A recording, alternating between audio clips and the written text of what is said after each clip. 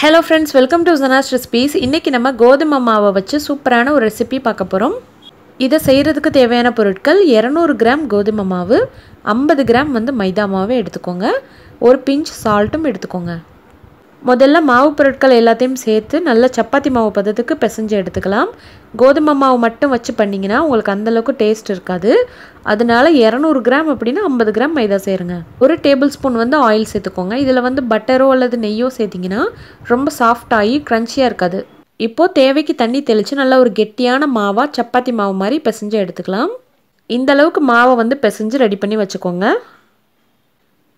சப்பாத்தி கட்டையை எடுத்து வச்சு அதில் தேய்க்க ஆரம்பிச்சிடலாம் மாவை வச்சு. மாவு கொஞ்சம் டைட்டாக இருந்தால் தான் உங்களுக்கு ஷேப் கிடைக்கும். இந்த திக்னஸ்க்கு தேய்ச்சி எடுத்துக்கோங்க.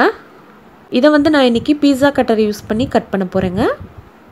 பீஸா கட்டரை இல்லை அப்படின்னா நீங்கள் கத்தி கூட யூஸ் பண்ணி கட் பண்ணலாங்க. ஆனால் அழுத்தமாக கட் பண்ணிடுங்க. இது லைட்டாக ப்ரெஸ் பண்ணாலே நல்ல ஷேப் கிடைக்கிது, கட் ஆகிடுது. உங்களுக்கு விருப்பப்பட்ட ஷேப்பில் நீங்கள் கட் பண்ணிக்கோங்க. டைமண்ட் ஷேப்பில் கட் பண்ணாலும் கட் பண்ணிக்கலாம். நான் இன்றைக்கி ஸ்கொயர் ஷேப்பில் கட் பண்ணுறேன். எந்த ஸ்டைலில் வேணாலும் கட் பண்ணிக்கலாம். இப்போ பாருங்கள் நல்ல பீஸாக எடுக்க வருது பாருங்கள்.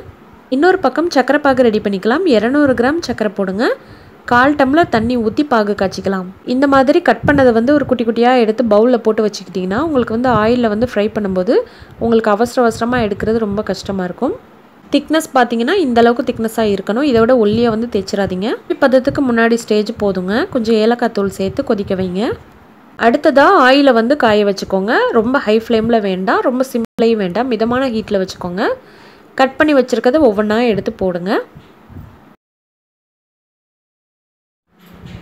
கொஞ்சம் டைம் கொடுத்து கிண்டி விடுங்க. இது கொஞ்சம் வேக லேட் ஆகும், ஆனால் ரொம்ப லேட் ஆகாது. நல்லா ஒரு கோல்டன் ப்ரௌன் ஆனதுக்கப்புறம் எடுத்துக்கலாம். நல்ல உள்ளெல்லாம் வெந்ததுக்கப்புறம் தாங்க எடுக்கணும், உடனே எடுத்துடாதீங்க. இது ரெடி ஆயிடுச்சு. இதை ஒரு டிஷ்யூ பேப்பரில் போட்டுக்கோங்க.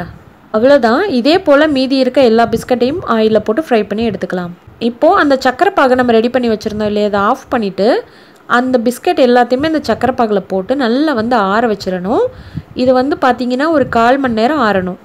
உங்களுக்கு நல்லா ஆறுச்சு அப்படின்னா தான் இந்த மாதிரி நல்லா கேரமலைஸ் ஆகி இருக்கும்.